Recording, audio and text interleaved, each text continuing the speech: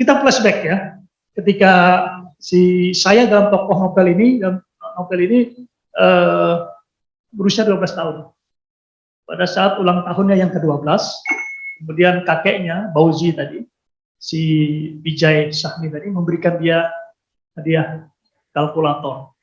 Karena kakeknya itu seorang matematikawan, dan ingin cucunya juga menjadi seorang matematikawan kelak di kemudian hari. Si kakek, Bapak Ibu sekalian kan sekarang bawa HP ya. Bawa HP semua kan? Di HP itu ada kalkulator, coba dibuka lah kalkulator.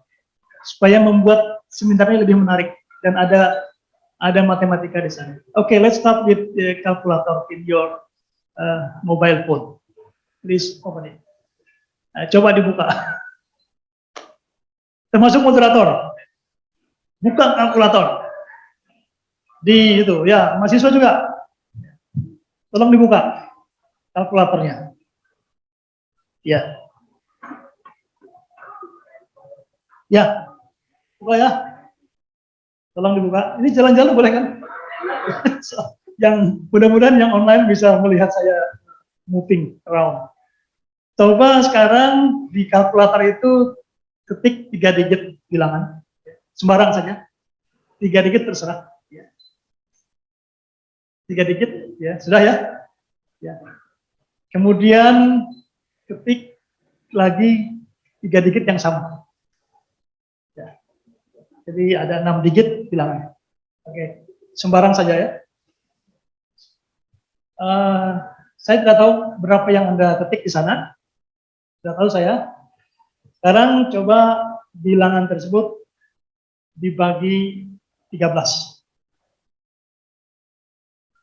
Bagi 13. Sudah dapat? Ya. Hasilnya berbeda-beda kan, yang diketik juga berbeda-beda kan? Kemudian hasil pembagian tadi dibagi lagi dengan 11.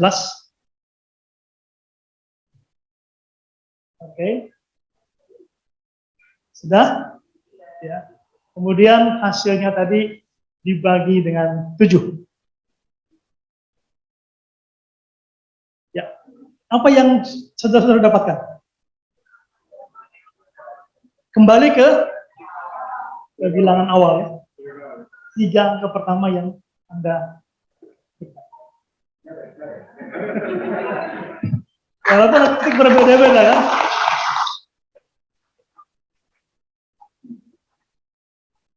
Itu adalah soal yang diberikan oleh Fauzi kepada si Raffi pada saat usia yang 12 ketika dia ulang tahun dan diberi hadiah oleh kakeknya sebuah kalkulator.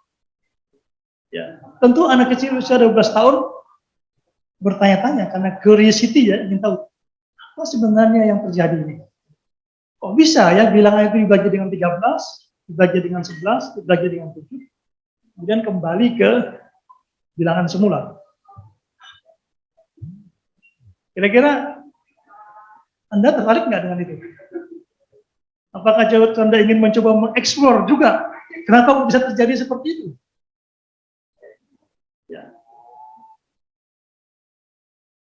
Ya, dengan sedikit eksplorasi matematika, ya kita sebenarnya bisa mendapatkan polanya bahwa 3 digit bilangan yang berulang tadi, 3 digit itu sebenarnya antara perkalian antara 3 digit bilangan itu dengan 1001.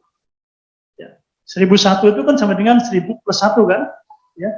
Kalau kita menggunakan hukum distributif dalam perkalian matematik, ya, ABC kali 1000 plus 1 sama dengan ABC plus ABC. Hasilnya adalah ABC, ABC. ABC, ABC ada 6 digit bilangan yang berulang.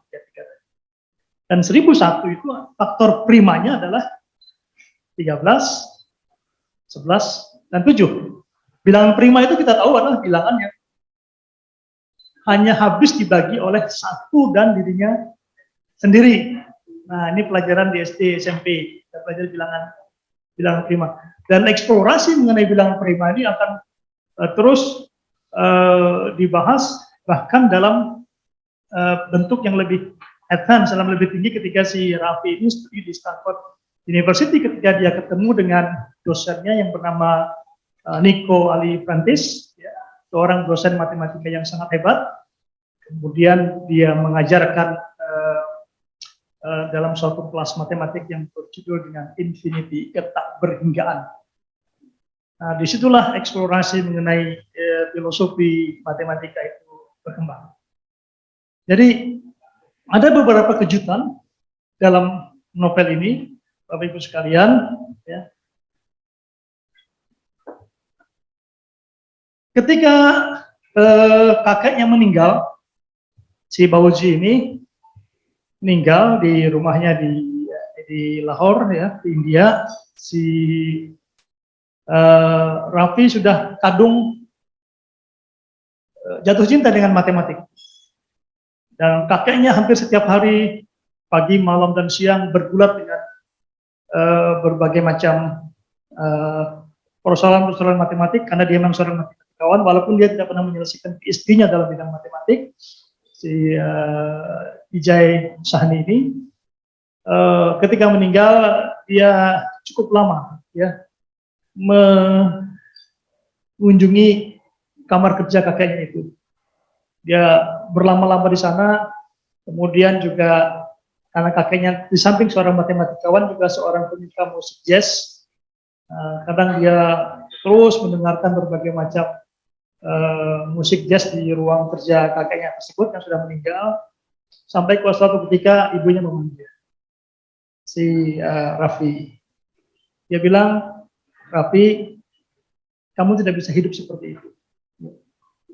Kamu harus memikirkan masa depan. Kalau kamu tidak serius belajar, kamu tidak akan bisa mendapatkan masa depan yang baik," kata ibunya.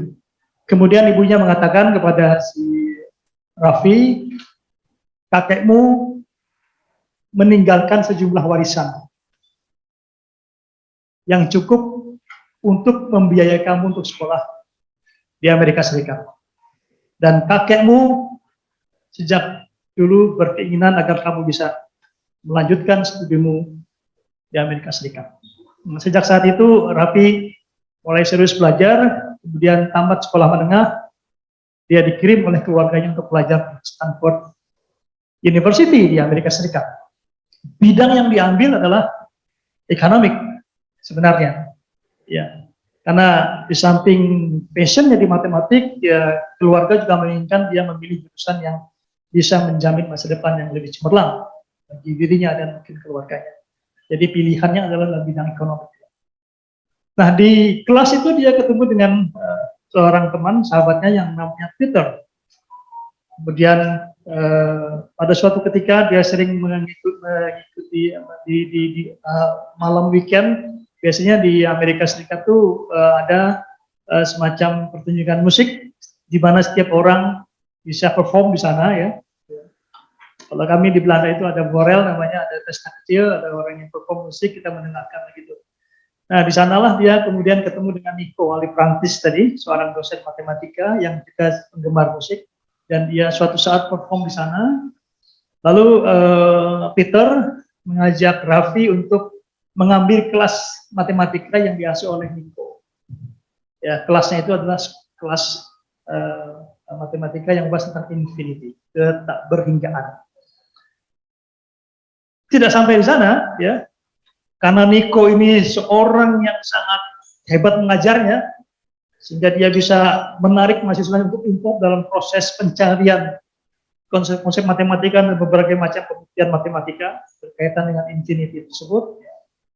Kemudian bahkan Raffi semakin intens untuk belajar matematika di sana. Dalam satu momen, nah ini kejutan yang lain yang muncul dalam satu momen, si Raffi dan temannya perempuan yang namanya Claire itu berkunjung ke kantor dosen ini, kantor dosen si Nico. Nico mengatakan, "I heard that your grandfather is a mathematician."